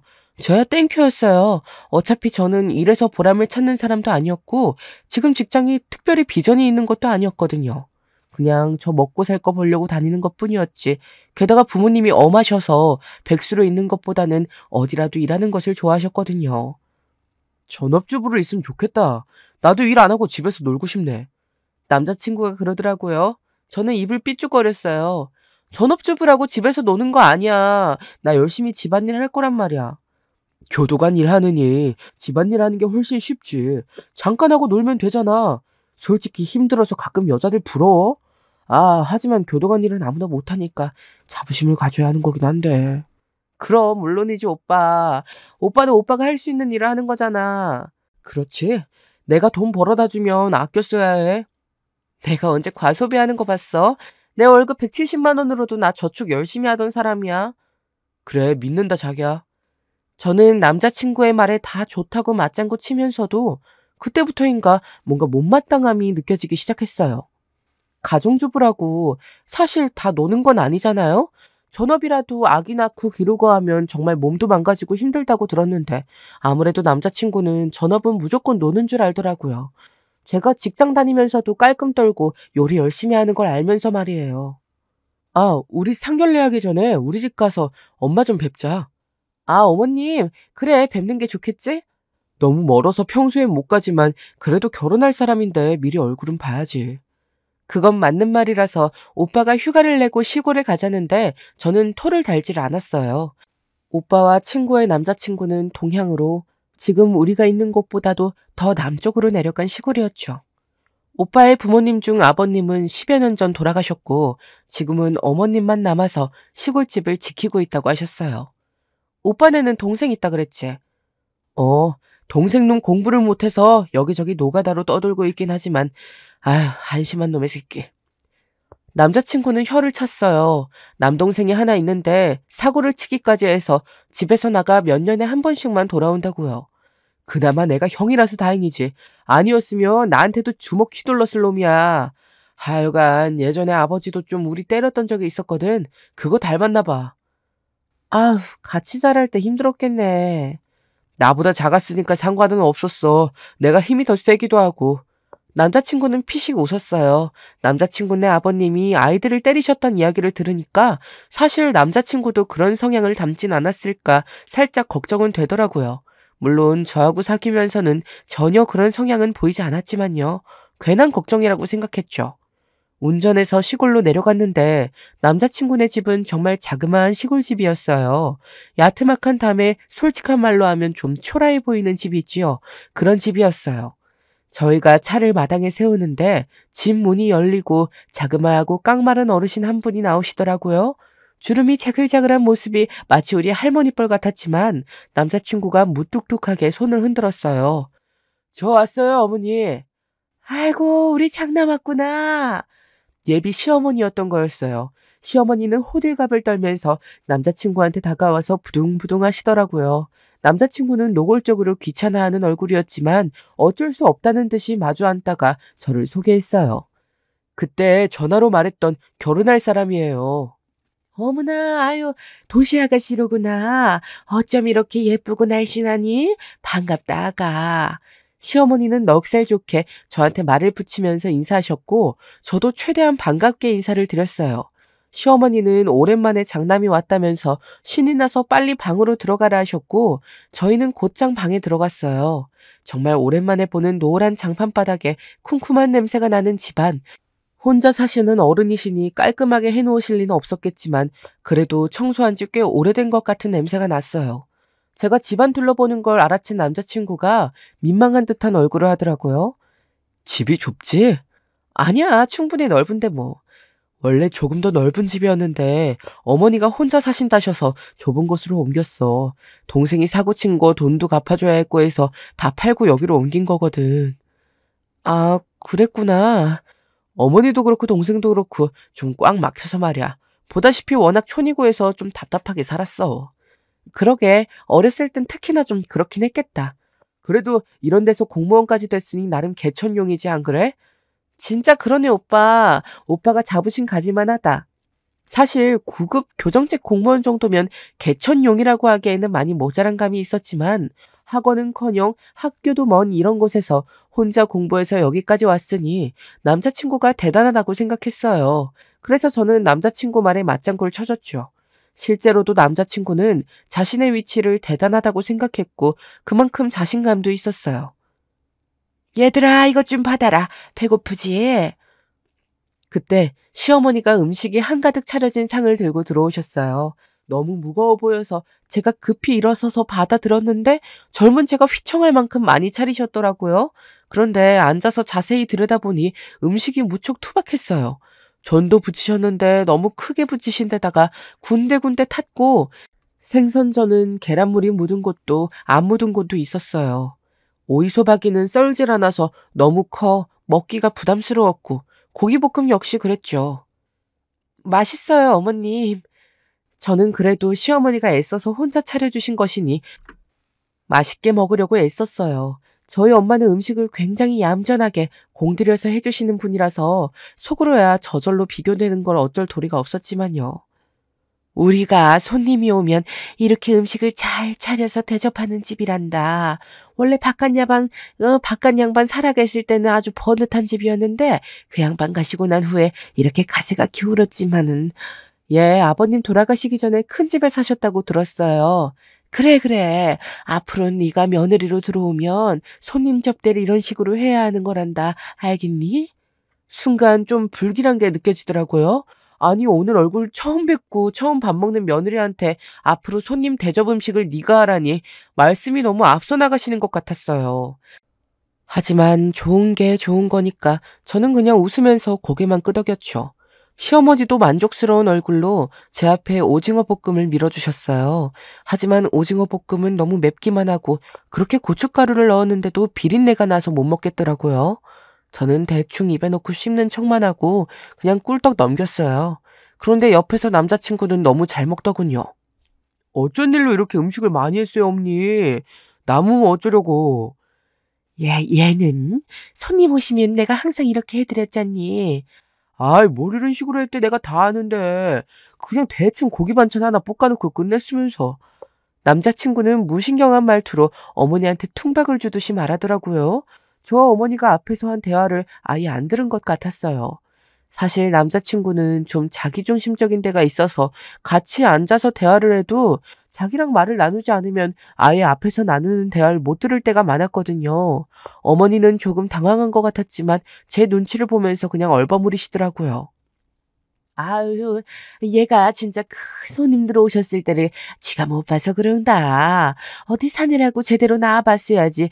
부엌에는 전혀 안 오고 손님들 뵐 때도 대충 인사만 하고 들어갔으니까. 아, 그랬군요. 한 그릇 더 먹어라. 음식 맛있지? 이래봬도 내가 동네에서 음식 잘하기로 소문났었어. 이게 잘하는 음식이라니 정말 거짓말로도 맛있다고 못할 음식이라 전 좀 황당하더라고요. 그냥 양하고 종류만 많이 해놓은 상이었거든요. 음식 자체도 대충대충이었고 하지만 그런 티를 낼 순 없으니 저는 그냥 웃으면서 고개를 젓고 먹지 않겠다고 했어요. 남자친구는 꾸역꾸역 2그릇이나 다 먹어치우더군요. 상은 제가 들고 나가서 전부 설거지를 했어요. 그나마 다행히 싱크대는 되어 있어서 앉은 채로 마당에서 설거지라는 불상사는 피할 수 있었죠.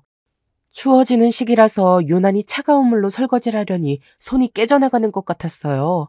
너무 차가워서 따뜻한 물을 틀려고 했더니 시어머니가 화들짝 놀라면서 하지 말라고 하셨어요. 그거 그쪽으로 틀지 마라. 가스비 나간다. 어머니, 하지만 조금만 따뜻한 물을. 안 된다. 못하겠으면 이리 내놔라. 아니 무슨 애가 이래도 약해 빠졌니? 도시 아가씨라고 그래도 이 정도 차가운 물도 못 견디겠어? 아니에요 어머님. 그냥 제가 할게요. 결국 차가운 물에 제가 설거지를 전부 다 하고 상을 치웠어요. 그러는 동안 희한하게도 시어머니는 전혀 안 도와주고 그냥 뒤에 앉아서 보고 계시더군요. 그냥 손가락으로 반찬통을 저기 있다, 이건 여기 있다 말만 하시고요. 그러더니 저한테 그러시는 거예요. 이제 너 우리 아들하고 결혼하면 자주 우리 집에 와서 음식도 하고 치우기도 하고 해야 하니까 알려주는 거다. 한 달에 2번은 올 거 아니니. 예? 순간 귀가 의심되더군요. 아니 저희 집도 지방이었지만 여기는 차로 달려서 3시간을 편도로 와야 하는 곳이었어요. 왕복으로 6시간인데 가뜩이나 쉬는 날 적은 교도관인 남자친구와 살면서 여길 자주 오가라뇨. 어머님 한 달에 2번은 오빠 쉬는 날도 적을 땐 한 달에 하루일 때도 있는데요. 무슨 소리니? 너 혼자서라도 와야지. 날 봉양하면서 살지는 못할 망정 이게 무슨 소리야? 시어머니는 화들짝 놀라면서 저한테 그러시더라고요. 저는 말문이 막혀서 어안이 벙벙할 따름이었죠. 그냥 어물어물 알았다고 하고 방으로 들어오는데 머리가 복잡해지더군요. 시어머니는 과일도 가지고 들어와서 저한테 깎으라고 내미셨어요. 식혜를 한 잔씩 따라서 앞에 두고 TV를 켰죠. 이 텔레비전도 얘가 사준 거다. 어쩐지 이 낡은 집에 어울리지 않게 새 것이더군요. 시어머니는 너무나 자랑스럽다는 듯이 TV를 어루만지다가 남자친구를 바라보았어요. 그 눈에 담긴 자부심과 자신감이 대단해서 저는 정말 시어머니가 자기 아들을 대단하게 생각한다는 사실을 알 수 있었죠. 어려서부터 그리도 공부도 잘하고 열심히 하더니 공무원이 되었지 뭐냐. 사실 우리 집에서 학원 가기도 어려웠는데 중학교 들어가서도 고등학교 들어가서도 계속 공부를 잘했단다. 얼마나 자랑스러운 아들인지 몰라. 그럼요, 어머님. 정말 그렇죠. 요즘 공무원이 얼마나 인기 직업이고 경쟁률이 치열한데요. 그런 직업을 가졌으니 대단한 거죠. 저는 시어머니의 비위를 맞추려고 열심히 맞장구를 쳤어요. 남자친구는 쑥스럽고 부끄러운 것 같았지만 듣기 나쁜 눈치는 아니더라고요. 은근히 좋아하는 것 같아서 더 귀엽기도 했어요. 어머님이 자기 아들 자랑스러워하고 사랑하는 게 절대 나쁜 일은 아니죠. 실제로 자랑스러워할 만한 아들이기도 했고요. 하지만 문제는 그 다음이었어요. 내 아들이 이렇게 잘난 애니? 난 사실 며느리도 공무원이나 좀 잘난 애가 들어올 줄 알았거든. 어머니! 아니 왜 내가 탈을 잡으려는 게 아니라 사실이 그렇다는 얘기를 한다? 어머니 그만해요. 뭐 사람 앞에서 그런 소리를 굳이 해. 내가 틀린 말 했니? 사실이지 뭘. 중소기업 경리한 아가씨가 며느리로 들어올 거라는 기대는 안 했지 않았겠니? 아, 네, 그렇죠, 어머니. 저는 조금 씁쓸하게 대답했어요. 사실 뭐 누가 봐도 제 직업은 그리 좋은 편은 아니었고 저도 잘 알았어요. 어머님이 오늘 처음 만난 저한테 저런 말씀을 하시는 게 솔직히 과하다는 생각은 들었지만 어머님 입장에서는 또 속마음 진실되게 꺼내 보이시는 거겠거니 싶더라고요. 작은 회사에서 여직원이 할 수 있는 일이 뭐가 있겠니? 뭐 커피 타고 청소하고 그런 거겠지. 나도 읍내에서 살아봐서 옆집 딸이 그런 데 다녀서 본 적이 있다. 아무리 그래도 공무원하고는 다르지 않겠니? 뭐 그렇죠. 아우 진짜. 남자친구는 계속 말하는 어머니가 갑갑하다는 듯 고개를 휙 돌리고서 텔레비전 소리만 더 키웠어요. 시어머니는 계속 말씀을 안 멈추시더라고요. 우리 애가 잘났다는 걸 내가 자랑하려고 그러는 게 아니라 사실 그 공부도 너무 잘하고 너무 성실한 애야. 원래 우리가 조금만 더 잘 살아서 뒤를 받쳐줬으면 뭔들 못했을 알겠니? 사실 지금 공무원 됐으니 나중에 승진하고 잘 되면 어디까지 올라갈지도 모르는 거긴 하고 안 그래? 그렇죠, 어머님. 사실 9급 교정직 공무원이 아무리 승진이 잘 된다고 한들 어디까지 올라갈 수 있겠어요. 물론 가뭄에 콩나듯 고위직까지 올라간 사람들이 있긴 하지만 정말 드물잖아요. 하지만 시어머니는 정말 꿈에 부풀어 있는 것 같으셔서 전 그냥 얌전하게 대답하고 말했어요. 뭐 제가 딱히 시어머니 마음을 상하게 할 일도 아니었으니까요. 그런데 이렇게 널 며느리감으로 데려왔으니까 너도 거기에 좀 걸맞게 우리의 대우를 해줬으면 좋겠구나. 그럼요, 어머님. 제가 잘할게요. 마음만으로는 안 돼. 물질적으로 잘해줘야 해. 저는 그 말씀이 정말 그냥 밥 잘해주고 잘 챙겨주라는 말씀인 줄 알았어요. 그래서 그냥 고개만 끄덕이고 있었더니 시어머니는 제가 알아들은 줄 알고 흐뭇하게 말씀하시더군요. 그래, 결혼하게 되면 혼수든 예단이든 집이든 다 잘해올 거라고 믿는다. 내가 걱정하지 않아도 되겠지. 똑 부러지는 도시 아가씨니까. 예? 집이요? 그래. 집은 어디다 살 거니? 직장 근처? 아니면 도시에? 시어머니 말씀에 저는 어처구니가 없었는데 남자친구가 버럭했어요. 어머니, 그걸 뭐 벌써 말하고 그래요. 우리가 알아서 할 테니까 간섭 좀 하지 말아요. 아이, 내가 간섭하려는 건 아니고. 도시에 잡든 교도소 근방에 잡든 알아서 할 일이에요. 좀 조용히 하세요. TV 소리 안 들려요. 그게 아니라 얘야. 어머니 말소리 때문에 아까부터 계속 텔레비전을 아예 못 보겠잖아. 아, 귀찮아 진짜. 남자친구는 정말 짜증스럽게 말을 하더군요. 저는 솔직히 좀 놀랐어요. 원래도 남자친구가 조금 자기중심적인 면은 있었지만 그래도 이렇게까지 짜증스럽게 말하는 건 처음 봤거든요. 시어머니는 뭔가 항변을 몇 마디 더 하시더니 알겠다 하시면서 입을 다물고서 꾸물거리면서 바느질거리를 꺼내서 바느질을 시작하셨어요. 솔직히 답답했어요. 시어머니는 아무 말 없이 바느질만 하시고 남자친구는 반쯤 들어 누워서 텔레비전에 의미 없는 개그 프로나 보고 있고요. 저도 화면만 멍하니 보는데 정말 너무 재미가 없더라고요. 그렇게 분위기가 묘하게 불편했던 시댁 방문이 끝났어요. 저는 올라오는 중에도 생각이 많아졌어요. 시어머니가 하셨던 말씀이 굉장히 거슬리더라고요. 저한테 혼수며 예단이며 말씀하신 건 뭐 괜찮아요.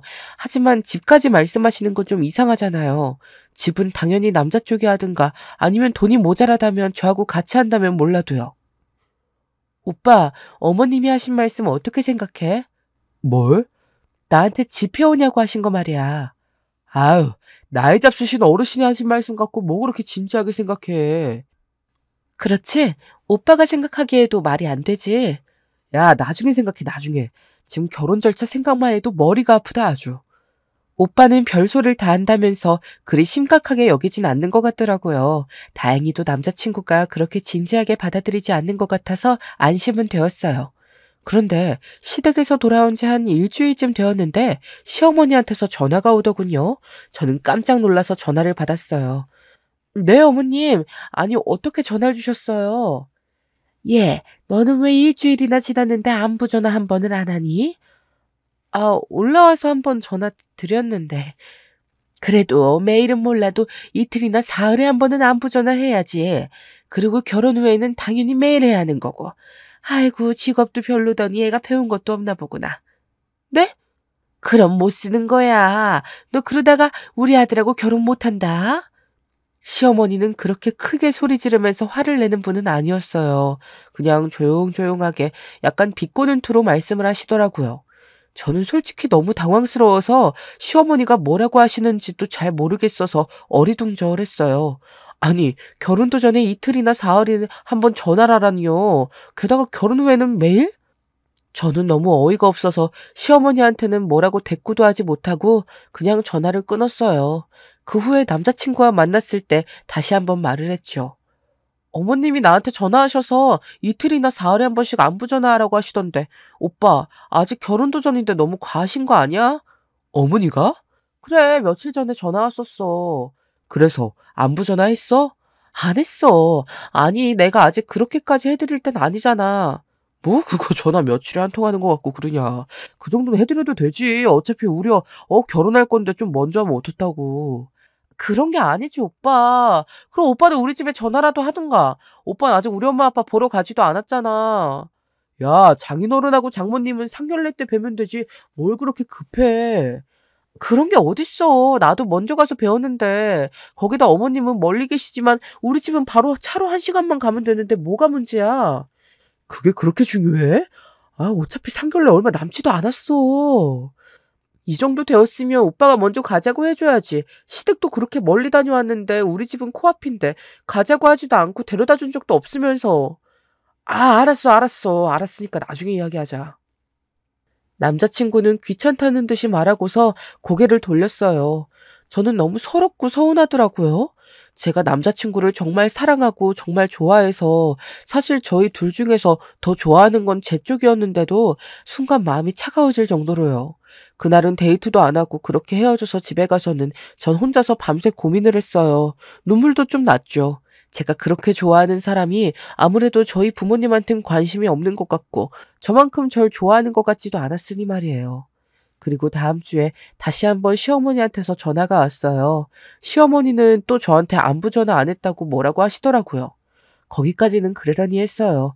뭐 어차피 그런 소리 또 들을 거 알면서 전화를 안 한 거니까요. 그런데 또 다른 말씀을 하시더라고요. 예, 너 그보다 결혼할 건데, 결혼도 곧 할 건데 상견례도 얼마 안 있으면 할 거라며. 혼수하고 예물은 어쩔 거니? 아, 그건 제가 잘 챙겨볼게요, 어머님. 집은 어떡할 거야, 알아봤어? 집이요? 그래, 지난번에 말했잖니. 결혼 전까지는 네가 집을 해와야지 너희가 신혼살림을 잘 안정적으로 시작할 수 있지 않겠어? 어머님, 제가 집을 해갈 수 있을 만큼 돈이 넉넉하지가 않아서요. 저는 큰 마음 먹고 시어머니한테 항변했어요. 그러자 시어머니가 수화기 저 너머에서 잠시 조용하시더라고요. 그러더니 또 화가 나신 듯 비꼬는 말투로 말씀하셨어요. 대체 무슨 생각으로 여태 집 살 돈도 안 모았니? 너 그래가지고 그 커피 타주는 직장 아니면서 저 어떤 사내하고 결혼하려고 그랬어. 어머님, 하지만 그게 요즘 집값도 너무 비싸고 전 월급이 얼마 안 되어서. 그럼 우리 아들더러 지금 집해오라는 거니? 얘 공무원은 명예가 높은 거지 월급은 높지 않아. 너보다야 많이 받겠다만 네가 이러는 게 아니다. 처지는 결혼이면 네가 그만큼 더 노력을 해야지. 어머님, 하지만 집은 오빠하고 저하고 어떻게든 돈을 같이 마련해서 하는 게 맞을 것 같아요. 그게 무슨 소리니? 요즘 세상에 어디 좋은 직업 가진 남자하고 결혼하는데 남자가 집에다가 돈을 대줘? 요즘 다들 같이 준비해요, 어머님. 반반해서 같이 살림 꾸려가는 사람들이 얼마나 많은데 헛소리 말아라. 그것도 어차피 비슷비슷할 때 나는 소리지. 어디 커피나 타는 주제에 공무원 남편 얻으면서 집도 안 해주려고 술을 쓰고 있는 거냐? 너 이거 우리 아들도 아는 거야? 어머님, 사실 오빠는 저한테 집에 대한 말은 전혀 안 했어요. 그거야 걔가 마음이 약하니까 그러지. 그리고 당연히 네가 안다고 생각하고 있을 거다. 어떻게 다르다고 생각할 수가 있니? 시어머니는 계속해서 저한테 뭐라고 비꼬면서 말씀하시곤 끊으셨어요. 막 소리를 지르고 화를 내시면 제가 맞대결이라도 하겠는데 그것도 아니라서 제가 뭐라고 할 수도 없어서 미치겠더라고요. 저는 시어머니의 전화를 받은 이후에 계속 속이 불편하고 죽겠어서 앓다가 남자친구를 다음날 불러내서 만났어요. 오빠, 어머님한테 어떻게 말 좀 해줘. 뭘 말을 해? 어머님, 전화하셔서 또 나한테 혼수하고 집 준비하라고 하셔. 아니, 너무하시잖아. 뭘 너무해 또. 그냥 너가 한 귀로 흘리고 말어. 어떻게 그래. 어머님이 계속 나한테 전화하셔서 완전히 대놓고 준비하라고 하시는데 너무하셔 정말. 뭘 또 너무해. 너무하기는. 아유. 아니, 사실 어머니 말씀도 맞지 뭐. 결혼 준비 생각하면 슬슬 준비해야 할 것도 있고. 아니, 그걸 나 혼자 준비하는 것처럼 말씀하시니까 문제지. 어떻게 그걸 나 혼자 준비해. 난 시간이 없으니까 너라도 준비해야지. 무슨 소리야. 오빠도 같이 준비해야지.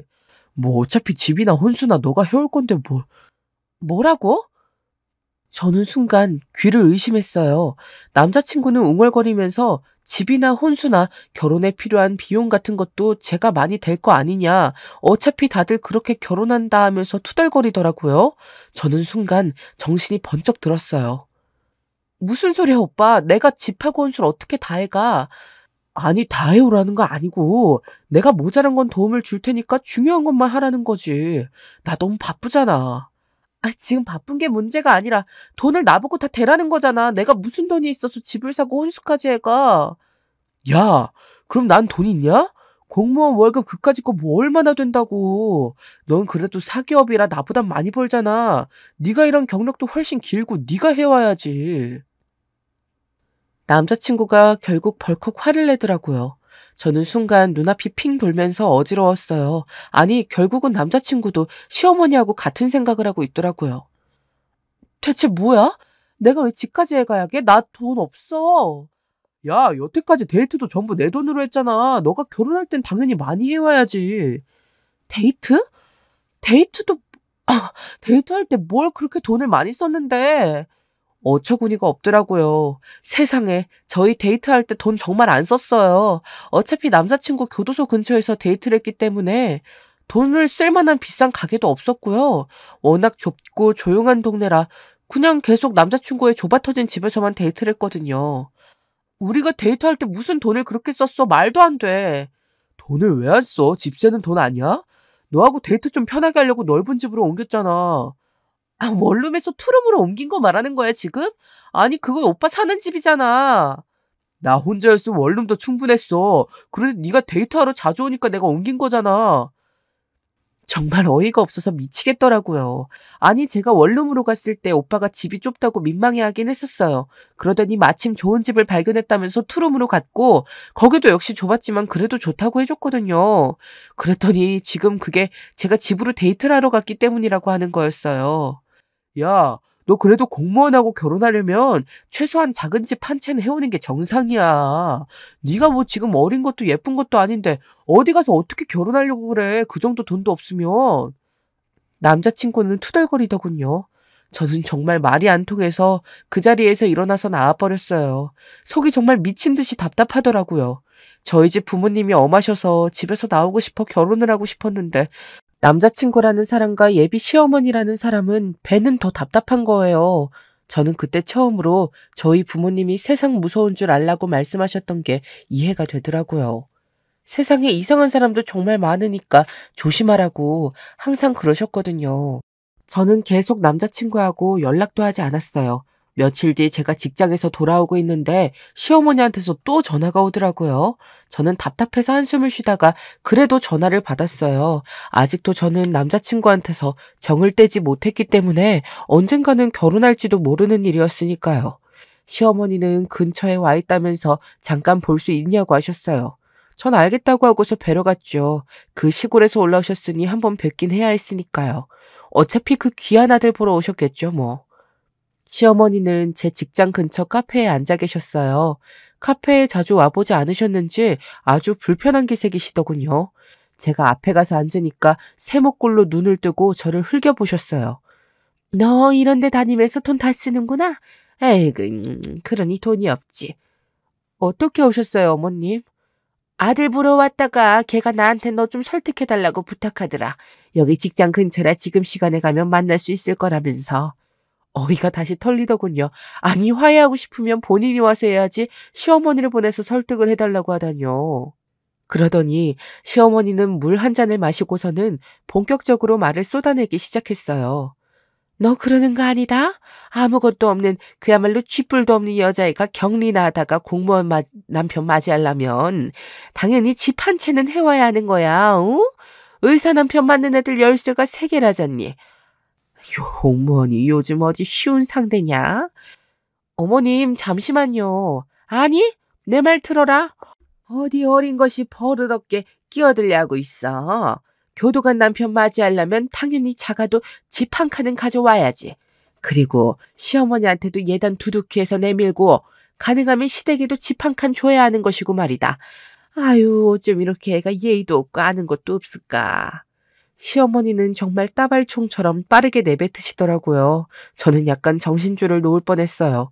그렇죠. 공무원 요즘 인기 좋은 직업이에요. 저도 안정성 높은 남편 만나서 편하게 살고 싶었고 엄하고 숨막히는 집에서도 탈출하고 싶었고요. 제 욕심이었던 건 저도 인정해요. 하지만 그렇다고 공무원이 무슨 의사나 변호사, 판검사하고 어깨를 나란히 하는 직업도 아니잖아요. 그런데 무슨 집을 해오고 시댁에도 집을 줘야 하고 시어머니는 어깨를 딱 펴고 자랑스럽게 앉아 계셨어요. 내가 아들 잘 낳았고 잘 키웠으니 덕을 좀 보고 살아야지. 내가 걔를 키우면서 얼마나 고생을 많이 한 줄 아니? 걔 공부하는 동안 체력 떨어지지 않게 하려고 없는 살림에 닭 삶고 돼지 삶고 저는 정말 더 이상은 견딜 수가 없더라고요. 한숨이 저 깊은 곳에서부터 흘러나오는데 제가 한숨을 쉬니까 시어머니가 더 사납게 말씀하셨어요.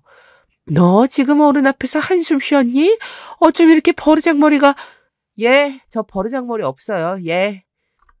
정말 속이 뒤집혀서 이제 더는 못 참겠더라고요. 사실 저는 원래도 그렇게 상냥하거나 부드러운 성격의 여자는 아니었는데 인내심이 바닥나니까 성질이 나왔어요. 어머님, 아니지. 나 이제 대개 아들하고 결혼 안 할 거니까 어머님도 아니네. 뭐야? 아줌마네 아들 데리고 꺼져요. 이제 나도 싫어. 뭐라고? 지금 아들 갖고 장사해요? 아, 하긴 댁내 아들도 대놓고 장사하려고 하긴 하더라. 나보고 걔도 집해오라고 하네. 시어머니는 입을 벌린 채로 돌변한 태도에 저를 노려보았어요. 하지만 그렇다고 거기에 쫄 제가 아니었죠. 너네 아들 데리고 꺼지라고. 나도 싫다고 이제. 못 알아들어요? 대체 누가 할 소리를... 그래요. 좋네. 결혼 안 하는 거 의사합의 되었네. 나중에 딴소리 하지 말아요. 진짜 징그러워 죽겠으니까. 저는 쏘아붙이고서 그 자리에서 일어서서 카페를 나와버렸어요. 시어머니는 허둥대다가 뒤에서 음료를 엎었는지 쨍그랑 소리가 났고 그 뒤로는 제가 문을 닫고 나와서 모르겠네요. 저는 이제 될 대로 되라 싶어서 그냥 집으로 가버렸어요. 정말 징글징글하더라고요. 사귀었을 때부터 지금까지 쭉 생각해보니까 남자친구한테 그나마 남아있던 정까지 뚝 떨어져 버렸어요. 남자친구는 여태까지 당연하다는 듯 저를 소중히 여기지 않았고 자기 정도 스펙이면 저 정도 여자는 언제든지 다시 구할 수 있다는 듯이 굴었어요. 하지만 솔직히 말해서 교도관이면 공무원 중에서 일하는 환경도 제일 열악하고 제일 인기 없는 직종 중 하나일 텐데 말이죠. 그 다음날 남자친구가 연락이 왔어요. 사실 남자친구는 절 집 앞까지 데려다 준 적도 없었기 때문에 정확한 저희 집도 몰라서 찾아오지도 못하는 상황이었죠. 전 머리가 아파서 방에 엎어져 있었기 때문에 올 테면 오라 하고서는 집 주소를 불러주고 끊어버렸어요. 저녁 때쯤 다시 전화가 왔는데 집 앞이라더군요. 저는 머리가 아파서 얼굴을 잔뜩 찡그리고서 나갔어요. 집 앞에 서 있던 남자친구가 대문에서 나오는 저를 보고 좀 놀라더라고요. 뭐, 왜 놀라? 아니, 대문으로 나오네, 옆문이 아니라? 우리 집인데 내가 왜 옆문으로 나와? 내가 새들어 사는 것도 아니고, 미쳤어?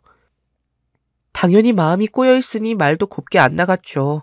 사실 저희 집은 겉으로 보기에는 제법 괜찮아 보이는 주택이었어요. 위치도 괜찮았고 담 밖에서 보기에는 붉은 벽돌이 아주 부유해 보이는 모양새라고 있었죠.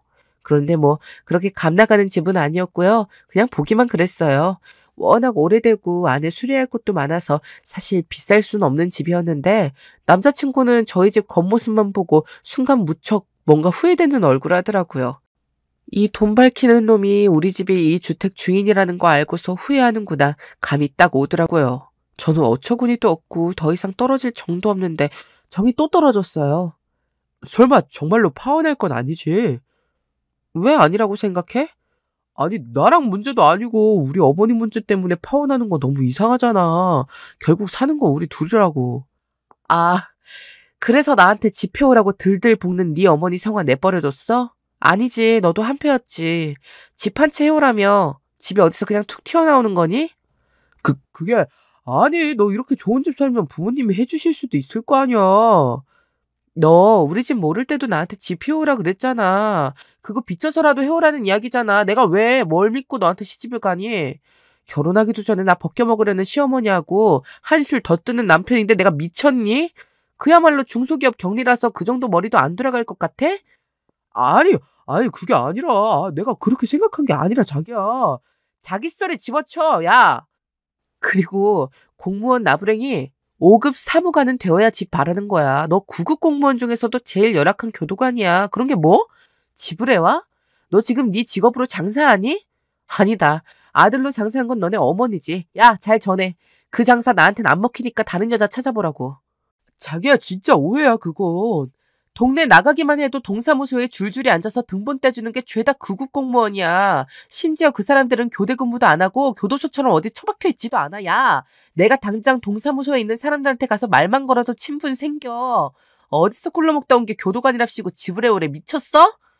제가 한참을 퍼붓자 남자친구는 아예 입도 뻥긋 못한 채 넋이 나가서 서 있더라고요. 그동안 쌓인 게 워낙 많았던지라 저는 정말 숨도 안 쉬고 몇십 분을 퍼부었어요. 그 후 집으로 들어와 창문으로 슬쩍 보니까 남자친구는 멍하니 집 앞에 서 있다가 힘없이 어깨를 늘어뜨리고 사라지더라고요. 그제야 진짜 끝났나 싶어서 저는 한숨 돌렸어요. 하지만 그날 이후부터 남자친구와 시어머니가 번갈아 가면서 저희 집 앞과 회사 근처를 지키더군요. 정말 어처구니가 없었어요. 남자친구는 교대 근무라서 나오질 못할 때가 많았는데 그래서인지 시어머니가 더 자주 보였죠.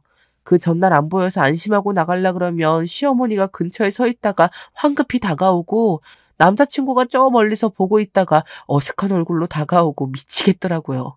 아니, 그때는 이미 남자친구도 시어머니도 아니었는데 말이에요. 그러던 어느 날 시어머니가 저한테 달려와서 붙들더라고요. 저는 이제 진짜 너무 화가 나서 시어머니 얼굴을 똑바로 쳐다봤어요. 예, 내가 잘못했다. 이렇게 좋은 집 아가씨인 줄 모르고 내가 그런 거였단다. 아, 그럼 제가 이런 집 안 살았으면 그렇게 행동하신 게 당연한 거였다 이 말씀이시네요, 지금? 아니, 그런 게 아니라 그러니까 난 우리 아들하고 급이 맞는 며느리를 원했던 거란다. 지금 보니 넌 딱 맞는 아가씨라서 내가 잘못 봤던 것 같구나. 어이없어 진짜. 끝까지 시어머니는 뭐가 잘못되었던 건지 모르시더라고요. 아무리 시골에서 혼자 계셔서 세상 물정에 어두우시다지만 이렇게까지 잘못 생각하고 계시면 안 되는 거죠. 어머님, 아니 아주머니. 제 호칭에 시어머니가 움찔하시더군요. 댁의 아드님이요. 물론 공무원이 대단히 인기 직업인 건 맞지만 집을 공짜로 받을 정도까지는 아니에요. 그건 5급 사무관 얘기고요. 댁의 아드님은 9급 중에서도 교도관이에요. 그게 그러니까 이제 누구한테 눈먼 장사 하려고 하지 마시고요. 앞으로도 거기 걸릴 여자 없을 테니까요. 저희 집은 9급 정도는 상대를 안 해서요. 저는 겉으로 보기에만 멀쩡한 저희 집을 턱으로 가리켰어요. 그동안은 제가 그냥 만나줬던 거라서요. 이제 저하고 급이 안 맞는 걸 알았으니까 오지 마셨으면 좋겠어요. 창피하니까요. 그 말에 전 시어머니는 얼굴이 새빨개지더라고요. 그제서야 정말 부끄럽고 창피한 것을 깨달았는지 저한테 뭐라 대꾸도 하지 못한 채로 어물거리다가 발길을 돌리시더군요. 다행히도 그 이후로는 남자친구도 시어머니도 주위에서 보이지 않았어요. 속이 시원했지요. 그 후로는 공무원 남잔 그리 탐이 나질 않아서 그냥 제가 다니는 회사에서 제대로 된 일을 맡고 승진을 하는 게 낫겠다는 생각이 들더라고요. 제 이야기는 여기까지입니다. 즐겁게 들으셨기를 바라면서 여기서 마치겠습니다.